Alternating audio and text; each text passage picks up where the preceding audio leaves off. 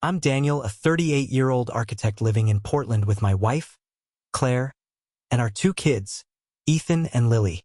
We've been married for 12 years, and our life seemed like a well-designed blueprint. Stable, functional, beautiful in its predictability. Claire, a graphic designer, always had the spark. Her laugh could light up a room, and her creativity made our home a canvas of color and warmth. We were partners, or so I thought, sharing late-night talks about our dreams, sketching ideas for our future. But lately, something felt off, like a crack in a foundation you can't see but know is there. It started with small things. Claire's phone was always face down, her notifications silenced. She'd smile at messages, then quickly tuck the device away. "Just work," she'd say, but her eyes darted, avoiding mine. She began staying late at her studio, claiming deadlines, yet her projects seemed vague when I asked. I'd always trusted her, but doubt crept in like damp rot. I'd lie awake, listening to her soft breathing, wondering if I was imagining it. Was she just stressed? Or was something, or someone, pulling her away? One evening, I found her sketchbook open on the kitchen table. Claire's art was usually vibrant, but these drawings were different, dark, abstract, with jagged lines and a figure that looked like a man. Not me. My stomach twisted. I confronted her gently, asking about the change in her work. She laughed it off, saying it was just experimenting. But her voice was tight, her hands fidgeting. I wanted to believe her, but the air between us felt heavy, like a storm brewing. I started paying attention. Her perfume lingered longer, a new scent I didn't recognize. She'd come home with smudges of paint on her hands, but her nails were pristine, as if she'd been somewhere else. I hated myself for doubting her, for snooping through her coat pockets one night, finding a receipt for a coffee shop we never visited together. 2 lattes, one with oat milk, her order. The other? I didn't know, but it wasn't mine. I told myself I was paranoid. Claire loved me. She'd never betray me. Yet the evidence was piling up like blueprints for a house I didn't design. I needed answers, but I wasn't ready for what I'd find. That night, I sat in my study, staring at our wedding photo on the desk. Claire's smile was radiant, her hand in mine. Was that woman gone? I didn't know, but I was about to find out, and the truth would shatter everything I thought I knew about us. The next week, I couldn't shake the unease. Claire's absences grew bolder. She'd leave for client meetings on weekends, her phone buzzing with texts she'd answer in another room. I tried to focus on work, on Ethan's soccer games, on Lily's ballet recitals, but my mind was a maze of suspicion. I didn't want to be that guy, the jealous husband who checks his wife's phone, but the not knowing was eating me alive. One Saturday, Claire said she was meeting a client downtown. She kissed me goodbye, her lips brushing mine too quickly, and left in a hurry, her scarf fluttering behind her. I waited 10 minutes, then did something I never thought I'd do. I followed her. My heart pounded as I drove, keeping my distance, watching her car weave through Portland's rainy streets. She didn't go to her studio or any client's office. Instead, she parked outside a small, trendy loft building in the Pearl District. I watched from across the street, rain blurring my windshield. Claire stepped out, her umbrella shielding her face, and disappeared inside. Minutes later, a man greeted her at the door. A tall guy, maybe mid-40s, with a beard and a leather jacket. He wasn't a client. His smile was too familiar, his hand lingering on her back as they vanished inside. My chest tightened. I wanted to storm in, demand answers, but I was frozen, my hands gripping the steering wheel. I waited 2 hours, rain drumming on my car, my mind spiraling. When Claire finally emerged, her hair was slightly mussed, her cheeks flushed. The man walked her to her car, and they shared a quick, intimate hug, one that spoke of secrets and promises. I drove home before she did, my vision blurred by more than just the rain. That night, Claire acted normal, chatting about the kids' day, but I saw through her performance. I needed proof, something undeniable. Late, when she was asleep, I unlocked her phone. Her passcode was our anniversary, a detail that now felt like a cruel joke. Her messages with Mark were a gut punch. "Miss you already," he'd written hours ago. "Same," she'd replied with a heart emoji. There were photos, too. Selfies of them at a wine bar, his arm around her, her eyes bright with a joy I hadn't seen in months. Mark was real. A photographer I learned from a quick search online. He had a studio in that loft building. His work was bold, sensual, everything Claire's art had become. The betrayal wasn't just emotional. It was creative, personal, a merging of their worlds that excluded me. I sat in the dark, my wife's phone in my hand, feeling my life crumble. But beneath the pain, something else stirred. Anger, sharp and cold. I wouldn't let this destroy me. I'd make her pay, and I'd do it in a way she'd never forget. The days after my discovery were a blur of rage and restraint. I had to pretend everything was fine. For the kids, for my own sanity. Claire moved through our house like nothing had changed, cooking dinner, helping Lily with homework, laughing at Ethan's jokes. But every smile she gave me felt like a lie, every touch a mockery. I watched her, studying the woman I thought I knew, wondering how she could live this double life so easily. I couldn't confront her yet.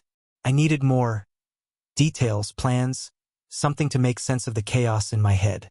So I became a detective in my own marriage. I checked her calendar, noting her meetings with Mark. I found emails about a joint art project they were pitching to a gallery, their words dripping with ambition and intimacy. "We're unstoppable together," Mark wrote. Claire's reply, "You have no idea how much this means to me." Each revelation was a knife, but I kept digging, fueled by a need to understand the full scope of her betrayal. At night, I lay beside her, her warmth a cruel reminder of what we'd had. I thought about their time together, stolen moments in his loft, their shared laughter, the way she must light up for him the way she once did for me. The betrayal wasn't just physical. It was a theft of her spirit, her creativity, the parts of her I loved most. She was building a new life with him, one where I didn't exist. I started tracking her movements, using an app I'd installed on her phone without her knowledge. It showed me her visits to Mark's loft, coffee shops, even a park where they'd meet for walks. I felt like a stranger in my own life, watching my wife live another one. But I also felt power in knowing, in holding her secret like a weapon I wasn't ready to wield. Claire noticed my distance. "You okay, Dan?" she asked one evening, her brow furrowed. I wanted to scream, to shake her, to demand why she'd thrown us away. Instead, I forced a smile. "Just work stress," I lied, mirroring her deception. She nodded, relieved, and went back to her sketchbook. I saw the man's figure again in her art, more defined now, his eyes staring back at me.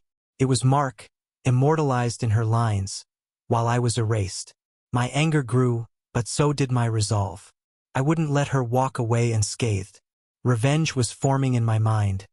Not violence, but something sharper, something that would cut deeper than any confrontation. I'd dismantle the life she was building with him, piece by piece, and she'd never see it coming. For now, I played the devoted husband, biding my time, gathering the tools I'd need to make her regret ever crossing me. Living with Claire's betrayal was like carrying a weight I couldn't put down. Every day, I went through the motions, kissing her goodbye, cheering at Ethan's games, reading to Lily, while my mind churned with plans. I wasn't just hurt. I was furious, and that fury was crystallizing into something precise, something cruel. I wanted Claire to feel the same betrayal, the same loss, but in a way that was uniquely hers. I'd hit her where it hurt most. Her art, her ambition, her precious connection with Mark. I started researching Mark more deeply. His website showcased his photography, moody portraits, urban landscapes, and, recently, collaborative pieces with Claire. Their joint project was gaining traction. A local gallery had scheduled an exhibition in 2 months. Claire was thrilled, talking about it non-stop, her excitement a dagger in my chest. "It's a big deal, Dan," she said one night, oblivious to my clenched jaw. This could change everything. Oh, it would change everything, just not how she thought.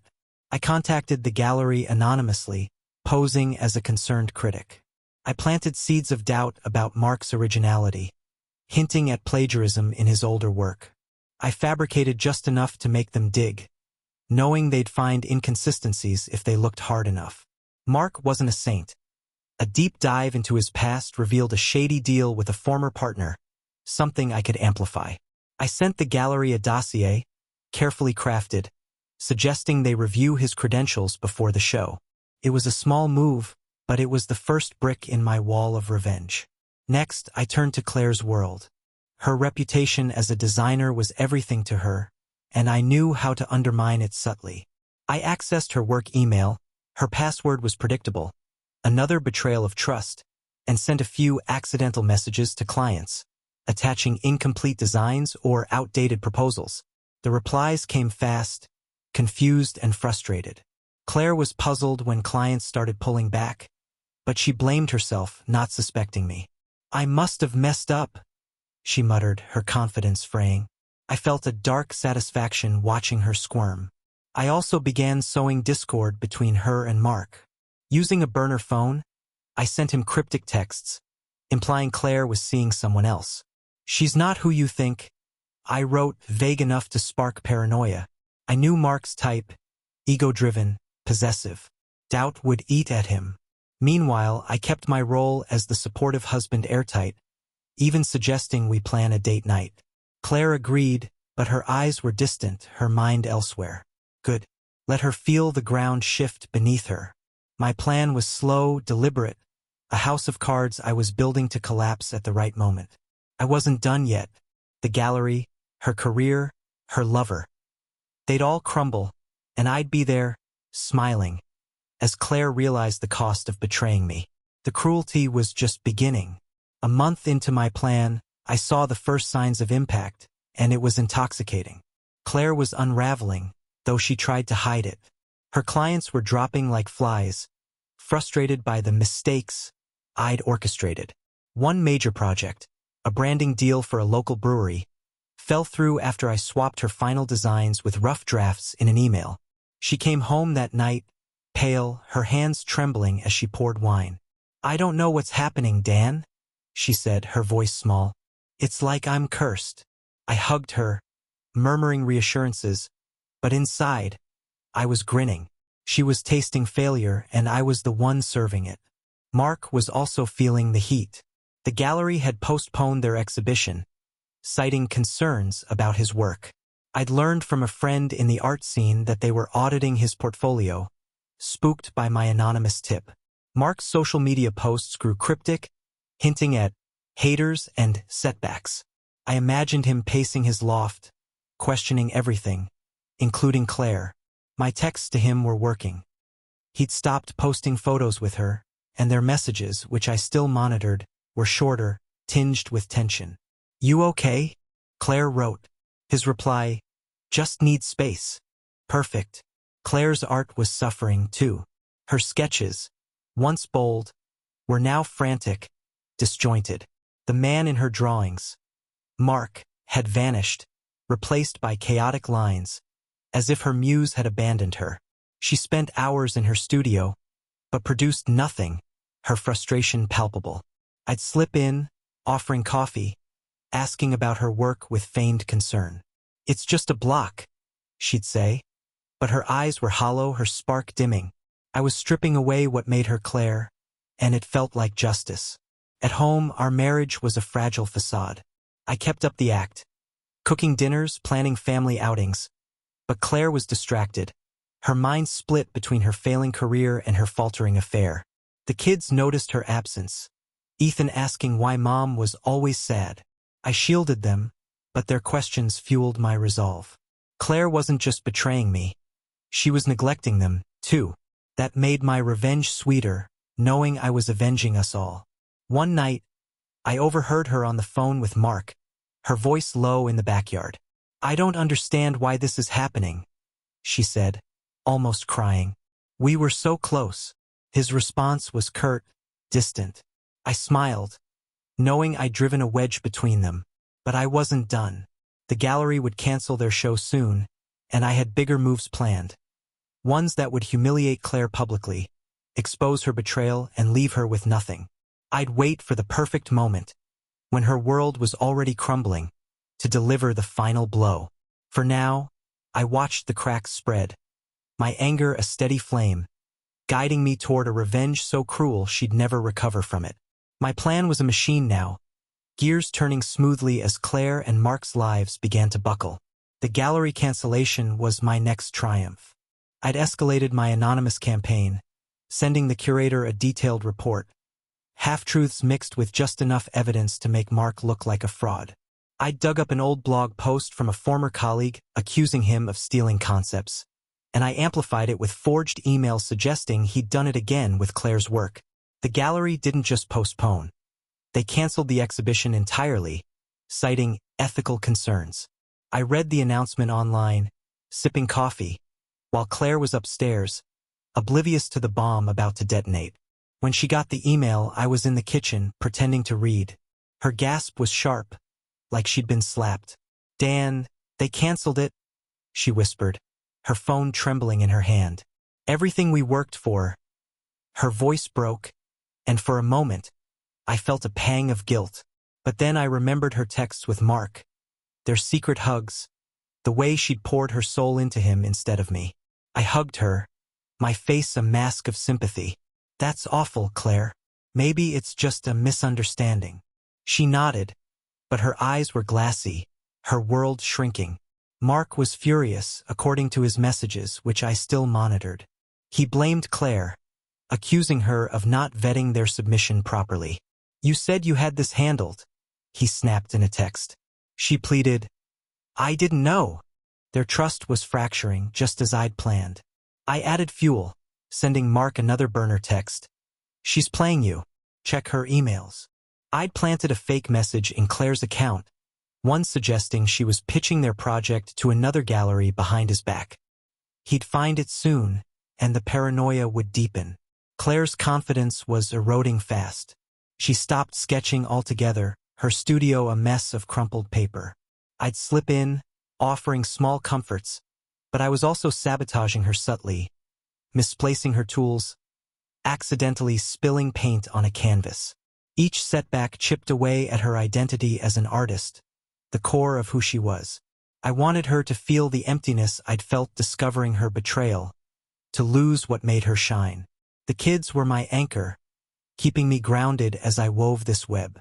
Ethan asked why Mom was always crying, and I deflected, promising things would get better. But I knew they wouldn't, not for Claire. My next move was bigger, riskier. I'd expose her affair publicly, but not yet. I needed her at her lowest, her career in ruins, her lover gone. The gallery's collapse was just the beginning.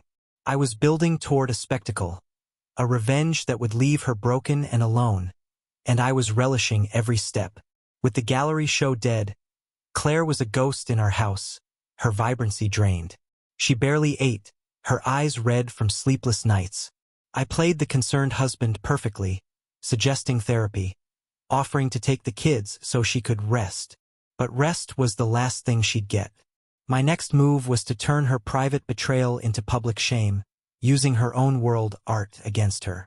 I knew a local art blog, influential and gossipy, run by a critic named Vanessa who thrived on scandal. She'd be my weapon. I crafted an anonymous tip, claiming Claire and Mark's canceled show was a cover for deeper issues: plagiarism, manipulation, and a personal entanglement that compromised their work. I included screenshots of their flirty messages, carefully edited to hide my access, and sent them to Vanessa with a note. "The art scene deserves to know the truth." I knew Vanessa wouldn't resist. Sure enough, 2 days later, the blog posted a scathing piece titled, "Portland's Art Darlings. Talent or Trickery?" It didn't name Claire outright, but described a rising designer and her photographer partner in enough detail that anyone in the scene would know. The fallout was immediate. Claire's phone buzzed with texts from colleagues, some curious, others cutting. "Is this about you?" one asked. She didn't respond, just stared at the screen, her face ashen. At dinner, she barely spoke, pushing food around her plate. I asked, "Everything okay?" knowing the answer. "Just rumors," she muttered. I nodded, hiding my satisfaction. The blog was just the spark. The fire would spread. Mark was livid, his messages to Claire a mix of panic and blame. "Did you leak this?" he demanded.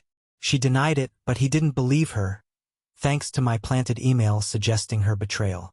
Their partnership was imploding, and I was the invisible architect. I pushed further, emailing Vanessa more tips about Claire's unprofessional conduct with clients, tying it to her recent project failures. The blog ran a follow-up, hinting at a pattern of deception.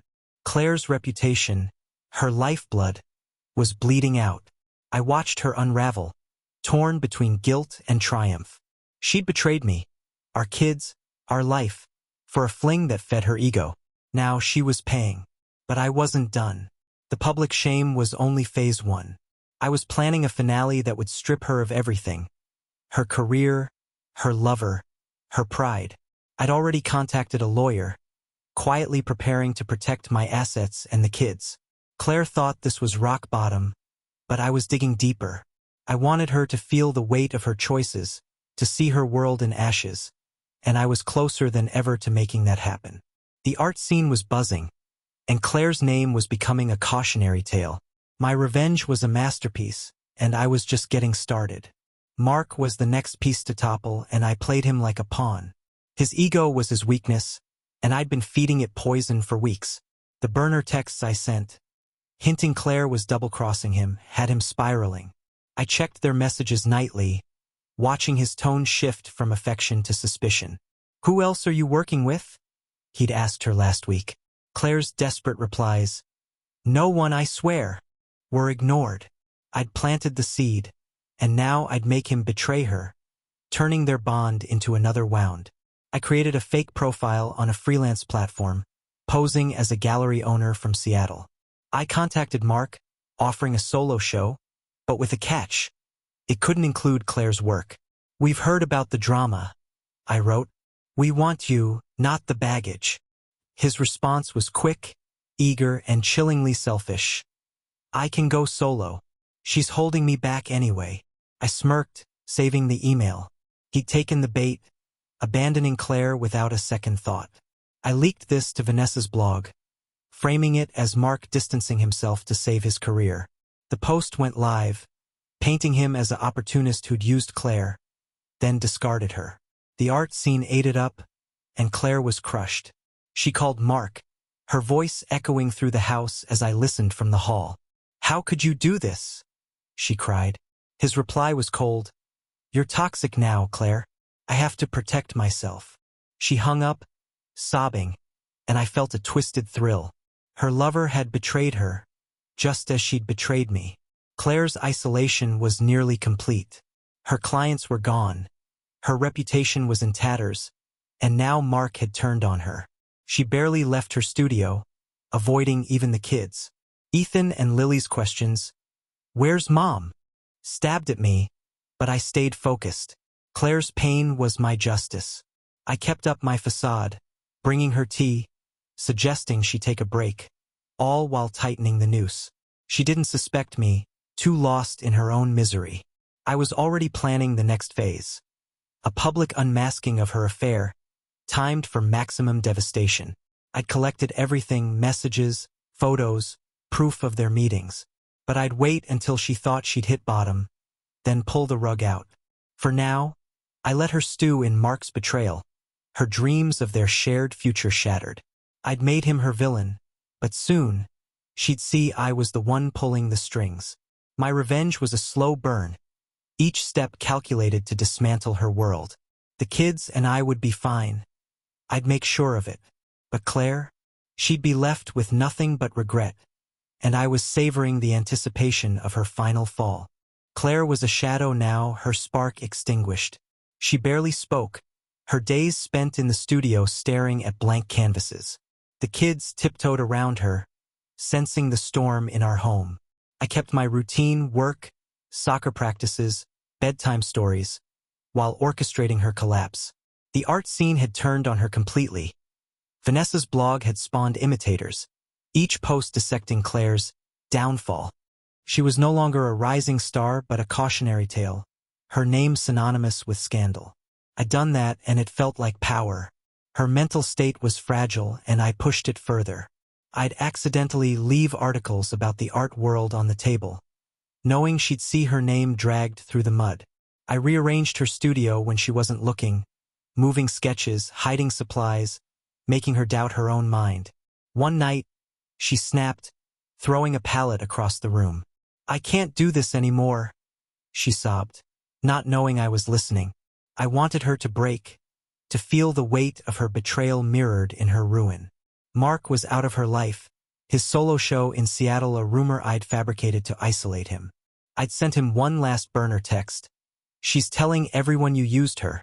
He blocked her number after that, cutting her off completely. Claire tried reaching out, leaving voicemails he'd never answer. I deleted them from her phone, ensuring she felt utterly alone. Her despair was palpable, and I fed on it, my anger a steady pulse driving me forward.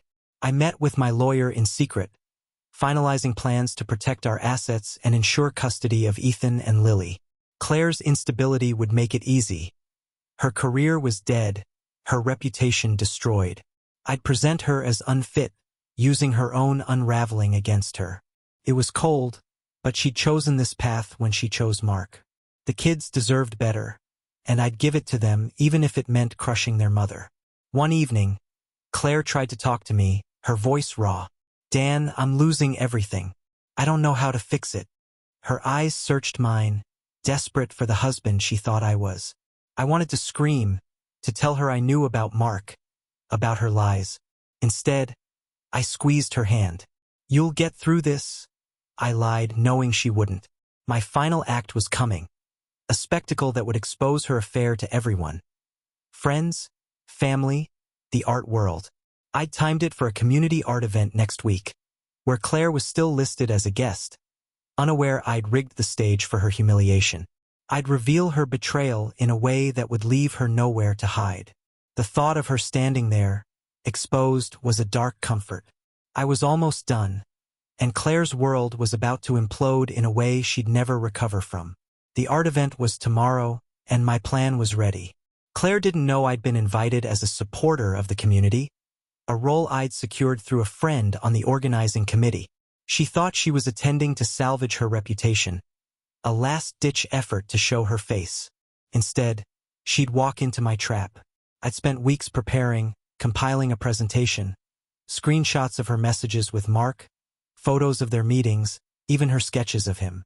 I'd project it all during the event, masked as a tribute to local artists, with Claire's betrayal as the centerpiece. I tested the setup at home, my laptop casting images onto the living room wall. Claire's words to Mark, "You make me feel alive," glowed in stark contrast to our wedding photo nearby. My hands shook with rage, but also anticipation. This wasn't just revenge. It was art, a performance of truth that would destroy her as thoroughly as she destroyed me. The event would be packed, colleagues, critics, friends.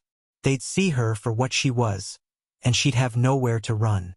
Claire was nervous, spending hours choosing an outfit, as if a dress could undo her disgrace. "Maybe this is a fresh start," she said, forcing a smile. I nodded, my face neutral, but inside, I was counting the hours. She had no idea I'd orchestrated every step of her downfall. The gallery, the blog, Mark's betrayal. She thought her pain was bad luck, not my design. That ignorance was my greatest weapon. I prepared the kids for the night, arranging for them to stay with my sister. "Mom and I have an event," I told Ethan, ruffling his hair. He asked if Mom would be happy again soon. "We'll see," I said, shielding him from the storm I was about to unleash. They didn't need to know what Claire had done, but they'd benefit from the life I'd build without her. My lawyer had everything ready. After tomorrow, I'd file for divorce, using her public shame to secure everything. House, kids, future. That night, I lay beside Claire, her breathing uneven, likely from anxiety about the event. I stared at the ceiling, imagining the crowd's gasps, her face crumpling as the truth hit. The cruelty of it thrilled me. She'd betrayed me in a way that wasn't just personal but artistic, pouring her soul into Mark's world while neglecting ours. Now, I'd turn her passion against her, making her betrayal a spectacle. Tomorrow, she'd lose everything: her dignity, her place in the art world, her family. I closed my eyes, calm for the first time in months. My revenge was no longer a plan. It was a promise, and I was ready to deliver it with a precision that would leave Claire broken forever. The art event was a glittering affair, Portland's creative elite packed into a sleek downtown gallery. I stood near the back, my laptop connected to the projector, my heart steady despite the crowd's buzz. Claire was near the front, her navy dress elegant but her posture tense, clutching a glass of wine like a lifeline. She thought this was her chance to rebuild. Instead, it was my stage. The organizer introduced me as a community supporter, and I took the podium, my smile practiced, my voice calm. Tonight, we celebrate local talent. I began, and the stories behind their art. I clicked the first slide, a generic image of the city's art scene. Claire glanced at me, confused but unsuspecting. The crowd murmured approval. Then I shifted gears. Some stories, though, reveal more than talent. They reveal truth. The next slide flashed. A screenshot of Claire's message to Mark. "You make me feel alive," blown up for all to see. Gasps rippled through the room. Claire froze, her glass slipping, shattering on the floor. I kept going, slide after slide, photos of them at the loft, her sketches of him, their emails about their secret project. The crowd was silent, then whispering, eyes darting to Claire. Her face was a mask of horror, her hands trembling as she backed toward the wall. "This is a portrait of betrayal," I said, my voice cutting through the tension. "Not just of a marriage, but of trust, creativity, and community." I didn't name her outright, but I didn't need to. Everyone knew. Vanessa, the blogger, was in the crowd, her phone out, already typing.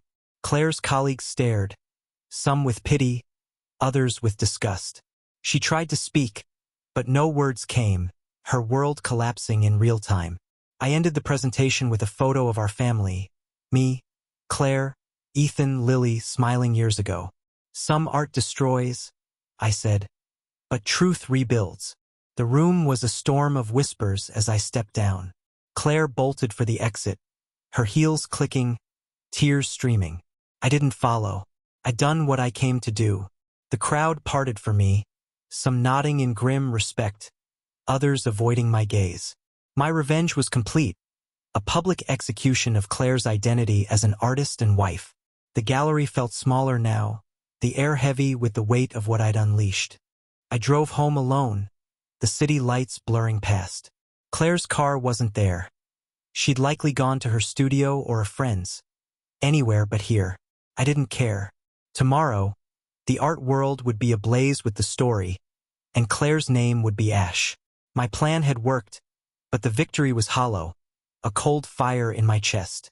The final act was done, and now I'd face what came next. Morning broke, and the fallout was everywhere. Vanessa's blog posted a detailed account of the event, titled, "Portland Artist's Secret Life Exposed." Social media was a frenzy, hashtags, memes, and threads dissecting Claire's affair and my brave reveal. Friends texted me, some supportive, others shocked, but I didn't respond. I was focused on the kids who were still with my sister. I'd tell them something vague, protecting them from the ugliness.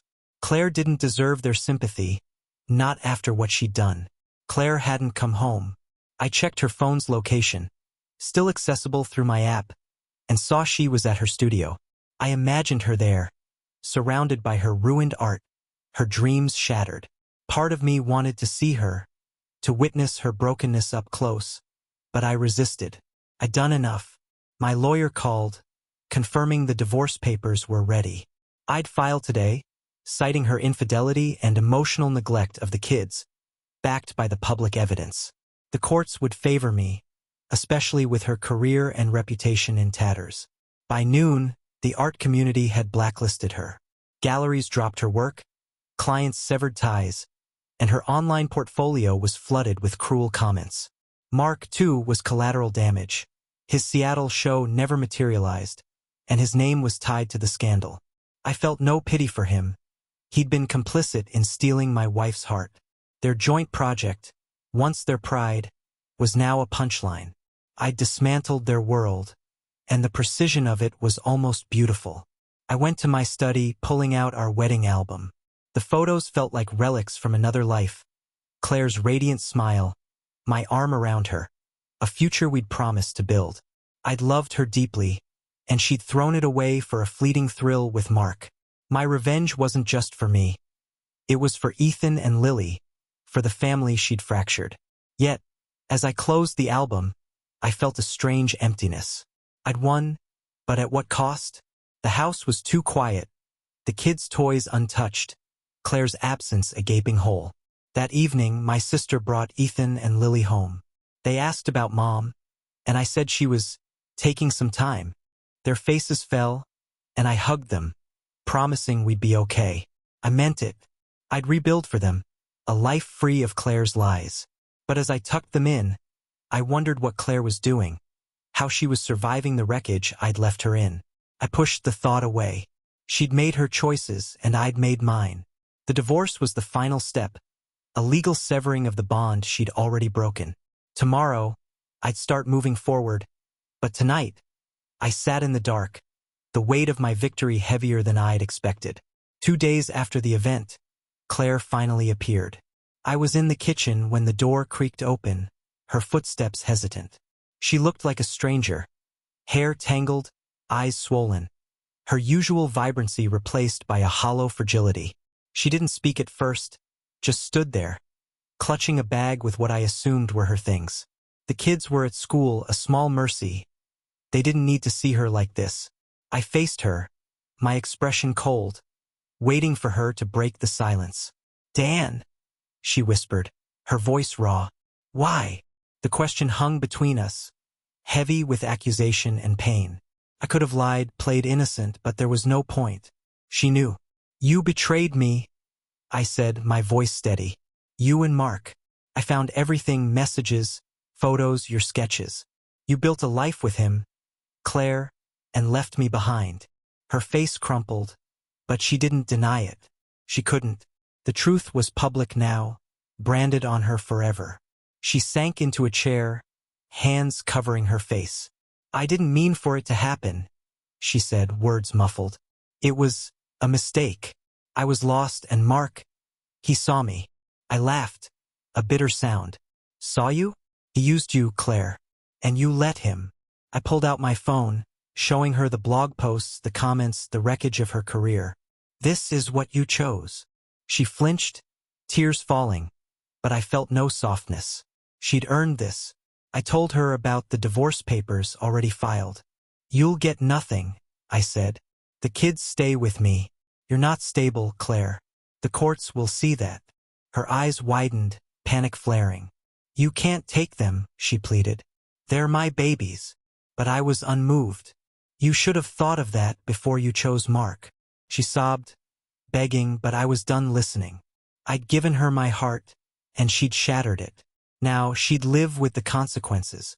She left an hour later, promising to fight for the kids, but I knew she had no ground to stand on. Her studio was her only refuge now, a lonely cage of her own making. As the door closed, I felt a finality, like a chapter ending. My revenge had been thorough. Her career, her lover, her reputation, all gone. The public shaming at the event was the crescendo, but this moment, her broken plea, was the true climax. I'd stripped her of everything that mattered, just as she'd stripped me of trust. The house felt lighter without her, but the victory was bittersweet. I'd won, but the cost was a family fractured, a love turned to ash. I poured a whiskey, staring at the empty chair where Claire used to sit, and wondered if revenge was worth the silence it left behind. Weeks passed, and life settled into a new rhythm. Ethan and Lily adjusted, though they missed Claire. I told them she was figuring things out, shielding them from the full truth. My sister helped, taking them on weekends, giving me space to rebuild. The divorce moved swiftly. Claire didn't contest it, her fight drained by the scandal. I got full custody, the house, and most of our assets. Her lawyer negotiated a small settlement, but she'd moved into a cheap apartment, Her income from freelance work barely enough to survive. I didn't care. She was out of our lives. The art world had moved on, Claire's name a fading scandal. Mark had left Portland. His career stalled. Last seen posting about a fresh start in Austin.